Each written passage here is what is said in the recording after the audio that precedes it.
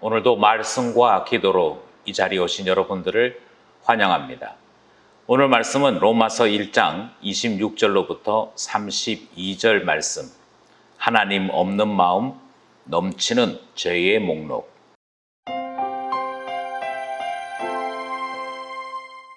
로마서 1장 26절로부터 32절 말씀.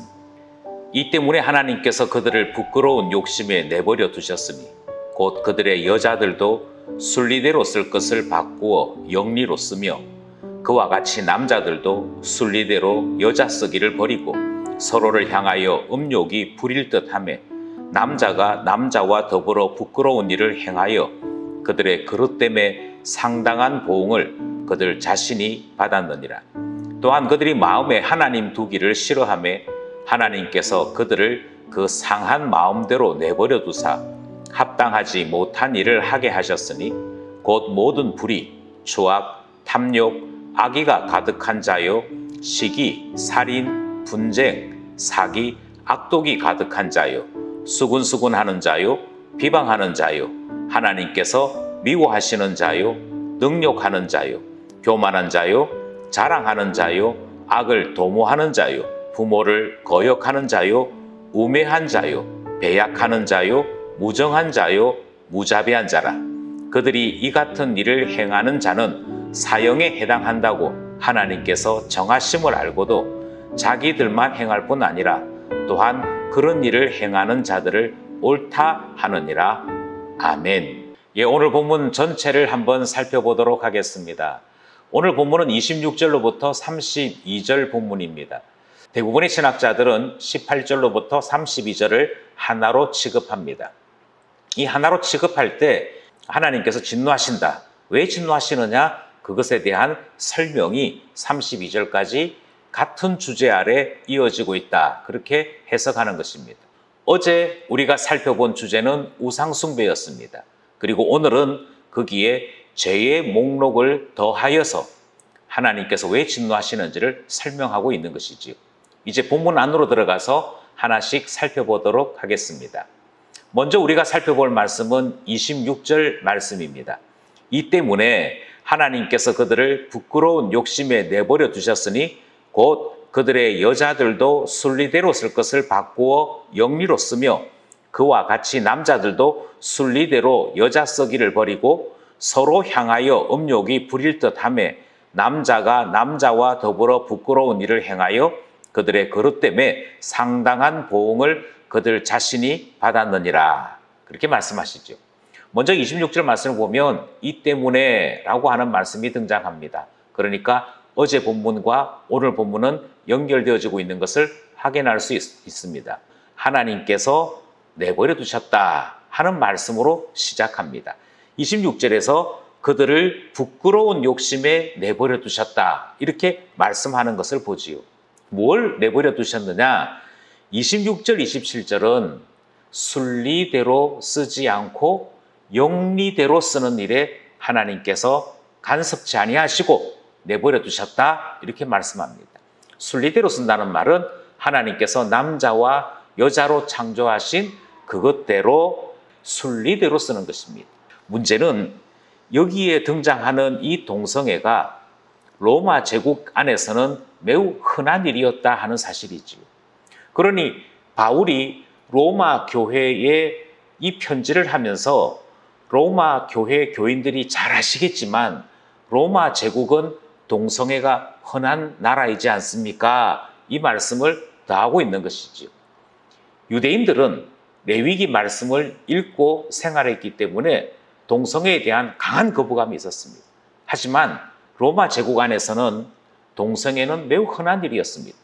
심지어 우리가 잘 알고 있는 대로 소크라테스와 그의 제자들 사이에서도 동성애에 대해서는 아주 흔한 일이었음을 문헌을 통해 확인할 수가 있습니다. 그러니 남자 제자가 남자 스승을 즐겁게 해주기 위해서 이 당시에는 동성애가 있었다 하는 것입니다. 그런데 문제는 무엇이냐면 그와 같은 일을 하고서도 부끄러워하지 않는 것. 지금 성경은 바로 이 점에 대해서 이야기하고 있는 것이죠. 그들이 조금도 부끄러워하지 않더라. 조금도 이것이 문제가 된다. 이것은 죄구나 이런 생각이 없었다는 것입니다. 결국 바울이 26절, 27절에서 이야기하는 것은 여러분 어떻게 동성애를 할 수 있겠습니까? 동성애하는 놈들은 정말 죽어마땅한 놈들입니다. 이 말이 아닙니다. 지금 이 메시지의 핵심은 로마 사회에 아주 흔했던 동성애를 이야기하면서 사람들이 이처럼 죄에 대하여 만연해 있습니다. 죄가 만연해 있습니다. 그러면서도 부끄러운 줄을 모릅니다. 그게 우리가 지금 처해 있는 현실입니다. 죽을 죄인데 하나님께서 이 일에 대해 진노하고 있는데 우리는 깨닫지 못하고 하나님께서는 우리를 버려두시고 계십니다. 이 사실을 동성애를 통해 고발하고 있는 것입니다.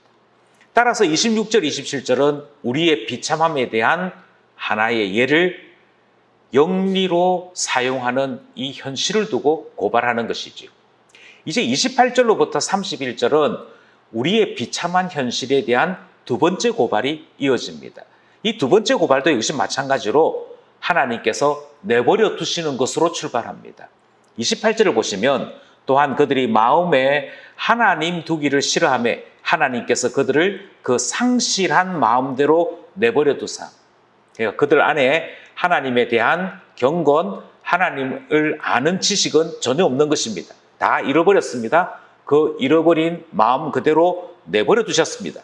그랬더니 무슨 일이 벌어지느냐 하는 것에 대한 말씀이 28절 말씀의 출발입니다. 어떤 일이 벌어지느냐? 그 다음에는 죄의 덩어리들이 등장을 합니다. 죄의 목록이 쭉 나오는 것이지. 이 죄의 목록은 31절까지 이어집니다. 많은 성경학자들은 전통적으로 여기에 등장하는 목록을 세 개의 분류로 나누어 봐야 한다라고 주장합니다.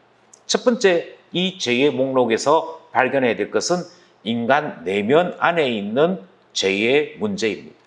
인간 내면 안에 있는 죄의 문제는 불의한 것입니다. 추악한 것, 탐욕, 악의 이런 것들은 내면 안에 있는 죄입니다. 그 우리 안에서 이미 부패하고 타락한 죄의 형상들, 모습들이 보이는 것이죠.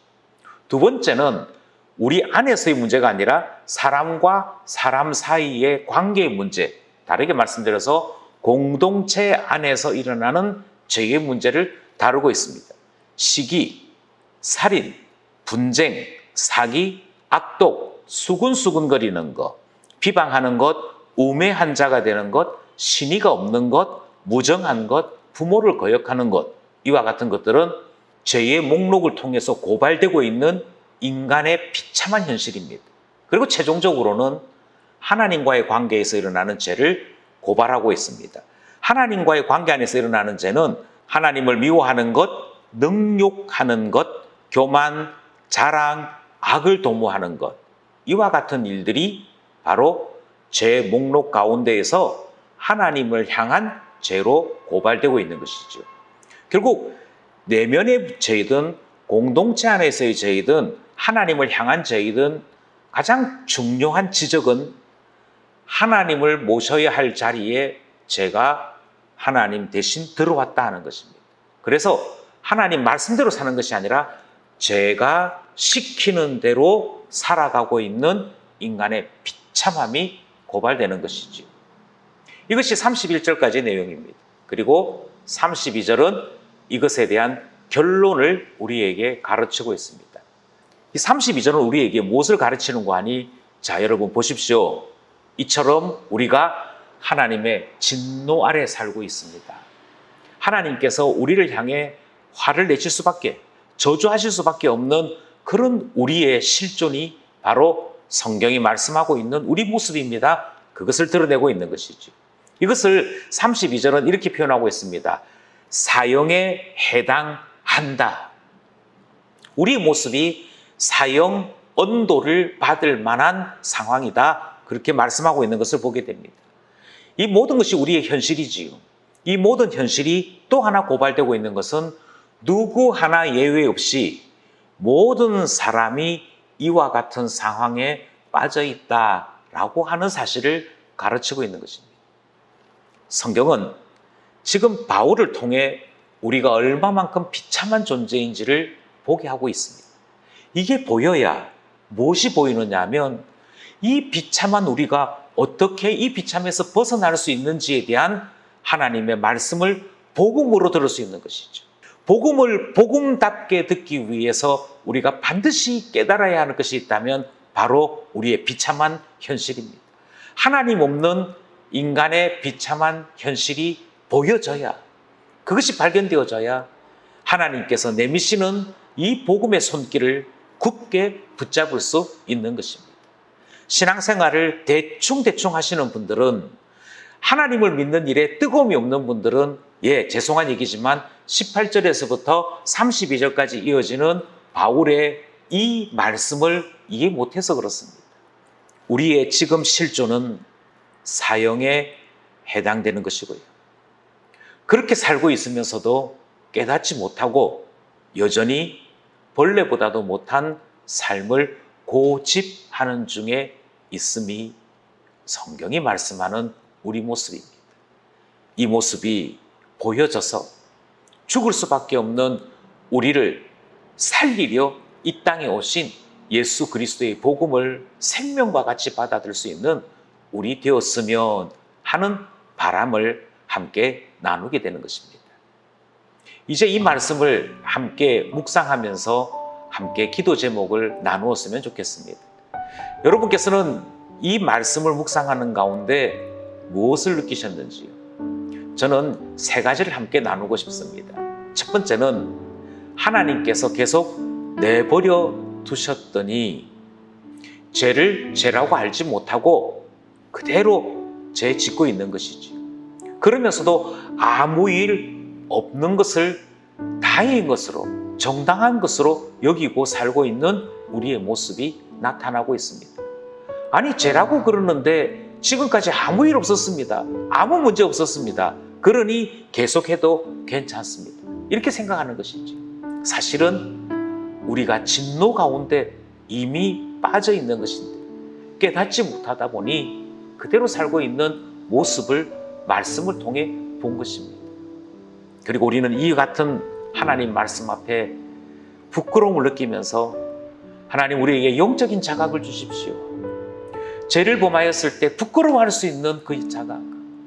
하나님께서 이것은 아니다라고 말씀하실 때 이것이 잘못된 것이구나를 깨달을 수 있는 바로 그 영적인 깨어있음을 주십시오. 기도하게 되는 것이죠. 두 번째로 저는 일상 가운데 있는 죄에 대해 부끄러워할 수 있었으면 좋겠다 생각했습니다. 로마 사회는 동성애가 만연했습니다. 그런데 바울은 로마 교회를 향해 여러분 영리로 쓰는 것은 범죄입니다. 아시지요? 이 이야기를 할 때 아마 그들 눈에 늘 보였던 죄에 대해서 이게 죄구나 하고 깨닫는 일이 있었을 것입니다. 바꿔 말씀드려서 죄는 우리 일상 가운데 너무도 흔해서 아무 의지 없이도 얼마든지 죄를 지을 수 있는 우리의 삶이지요.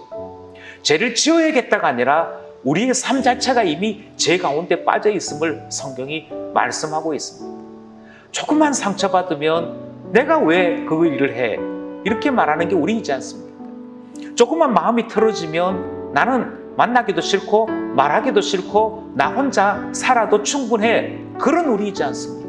그런데 성경은 우리 안에도 죄가 있고 우리의 공동체에도 죄가 있고 하나님 앞에서도 우리의 죄가 있다 말씀하면서 우리의 일상 자체가 죄의 덩어리인 것을 말씀하고 있는 것이지. 그러니 마땅히 회개해야 될 우리의 모습을 깨닫게 됩니다.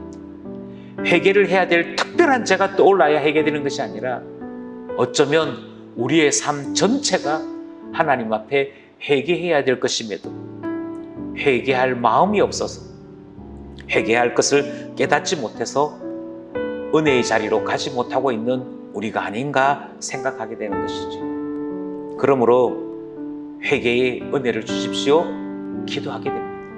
회개하여서 주님의 마음으로 우리의 삶을 다시 볼 수 있는 그런 우리 되기를 소원하는 것입니다. 세 번째로 우리는 이 말씀을 통해서 우리가 죽어 마땅한데도 그런 우리를 살리러 오신 예수님을 생각하게 됩니다. 우리를 살리시기 위해서 죽어 마땅한 우리 대신 죽으신 예수님의 은혜가 얼마나 놀라운 것인지를 다시 깨닫게 되는 것이지. 우리는 죽을 죄인지도 모르면서 여전히 죄를 범하고 있는데 주님은 우리에게 오셔서 죽을 수밖에 없는 우리를 대신하여 그 벌을, 그 진노를 대신하신 것 아니겠습니까? 그래서 우리 대신 죽으신 것이지. 그리고 우리를 살려주신 것이지. 우리는 이것을 복음이라고 부릅니다. 사형에 합당한 우리가 이 복음을 알게 될 때 얼마나 이 복음을 생명같이 붙잡고 소중히 붙잡고 살아갈 수밖에 없지 않겠습니까? 그러므로 하나님 앞에 기도합니다. 복음을 볼 수 있도록 해주십시오. 복음을 굳게 붙잡는 은혜를 베풀어 주십시오. 죽을 수밖에 없는 우리를 살리러 오신 예수 그리스도를 참으로 가슴 깊이 소중히 여길 수 있는 우리 되게 해주십시오. 기도하게 되는 것이죠. 로마서의 말씀을 통해 신앙의 바른 방향을 잡으며 하나님께 더 가까이 나가는 우리 모두 될 수 있기를 소원합니다.